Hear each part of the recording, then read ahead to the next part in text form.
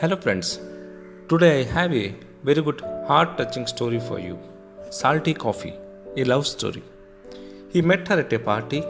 She was so outstanding, many guys chasing after her, while he was average looking, shy, and awkward.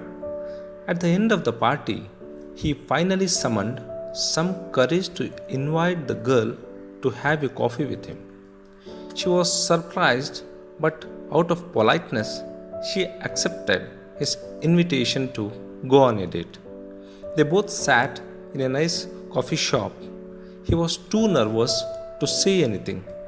She felt uncomfortable waiting for coffee. With him being so shy and awkward around her, it seemed like the conversation between them would never start. The coffee was brought, and suddenly he asked the waiter, "Would you please get me some salt? I would like to put it in my coffee." Everyone at the cafe stared at him with a strange look. His face turned red, but still he put the salt in his coffee and drank it.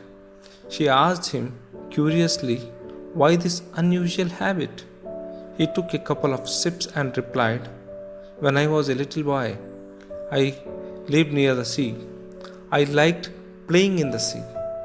I could feel the taste of the sea, just like the taste of the salty coffee. Now, every time I have the salty coffee, I always think of my childhood, think of my hometown. I miss my hometown so much. I miss my parents who are still living there." While saying that, tears filled his eyes. She was deeply touched.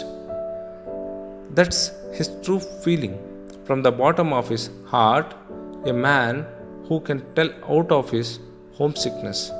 He must be a man who loves home, cares about home, has realized his responsibility for his family. She then started talking about her childhood, her faraway hometown, and her family. That was a really nice talk. Also, a beautiful beginning of their love story. They continued to date. She found that actually he was a man who meets all her demands. He had tolerance, was kind hearted, warm, careful. He was such a good man, and had it not been for the salt in the coffee, she had never have really known him. The rest of the story was just like any other beautiful love story. They finally got married, and they lived a very happy married life. And sure, every time she made coffee for him, she put some salt in the coffee, just the way he liked it. After 40 years of marital bliss, he died after a short illness. One day, she found a letter he had left for her which said, "My dearest, please forgive me. Forgive my whole life's lie. This was the only lie I said to you, the salty coffee. Remember the first time we dated? I was so nervous at that time. Actually, I wanted some sugar, but I said salt. It was hard for me to change, so I just went ahead. I never thought that could be the start of our communication.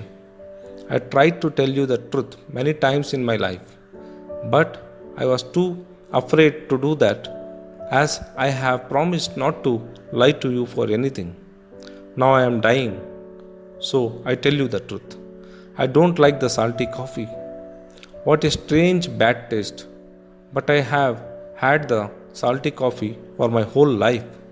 Since I knew you, I never feel sorry for anything I do for you. Having you with me is my biggest happiness for my whole life. If I can leave for the second time, still want to know you and have you for my whole life, even though I have to drink the salty coffee again. Please forgive me, darling, for lying to you first in that coffee shop and then not telling you the truth every time you made coffee for me.